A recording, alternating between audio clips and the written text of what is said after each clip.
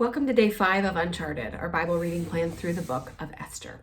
Today's reading is Esther chapter 3, verses 1 through 15. And if you haven't read it yet, stop this video and read it right away, because I'm not walking through the plot line by line. The question I want to ask us today as we reflect on this story is, what do you do when you're threatened?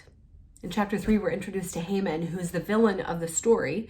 Right away, we know he's an enemy of the Jewish people. We're told he's a descendant of King Agag, an Agagite. And if you know anything about the Old Testament, the Amalekites, who King Agag ruled over, were the arch rivals of the Jewish people in the Promised Land. So we see this conflict brewing, kind of like the Capulets and the Montagues in Romeo and Juliet. Haman's been elevated in the kingdom, in the empire, and told that everybody should bow down to him. We don't really know why, and it seems weird to us.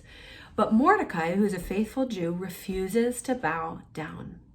And in this moment, we see the core issue is that Haman feels threatened. His power, his sovereignty is challenged. And what does he do? We're told in verse 5 that he's filled with fury. He becomes enraged. And I think that's natural for most of us when our power or our authority, our sovereignty feels threatened. In a very simple example, I think about how I feel when my 4-year-old daughter responds to a request by saying, nah, or disobeys or runs exactly the other way I've asked her to go. I feel that same sort of blood boiling, the temperature is rising because what I have asked is not done. And that's just a simple example of when our power is threatened. I'm sure there's 50 ways today your power, your authority or sovereignty will be threatened. Maybe it's when you're driving on your way to work and somebody cuts you off.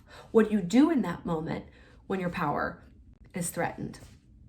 What Haman does is actually kind of typical. I mean, he's angry, he stews on it, he meditates on it, and then he acts out against it. And we see what he does is hatch a plot to actually crush the threat. It ends up in a threat for genocide. He wants to wipe out, to annihilate, to kill and destroy all of the Jewish people and to take their stuff. And my guess is none of us will go quite as far as Haman. We don't have that much power to crush our enemies. But we do things to sort of nurture that anger and to soothe it by retaliating. I have a choice when my toddler disobeys. I can squash her with a consequence, or I can work through it another way.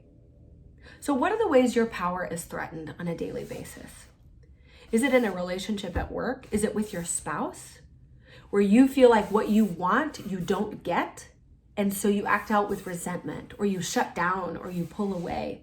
What are your go-to moves when people don't do what you want the way you want it? We can go the way of Haman by acting out and seeking to squash our threat, our enemy. And now, again, we're not ordering an edict to kill our enemies, but we try to make them smaller, whether it's in a comment we make to them or about them. We try to take away their power so that our power is preserved.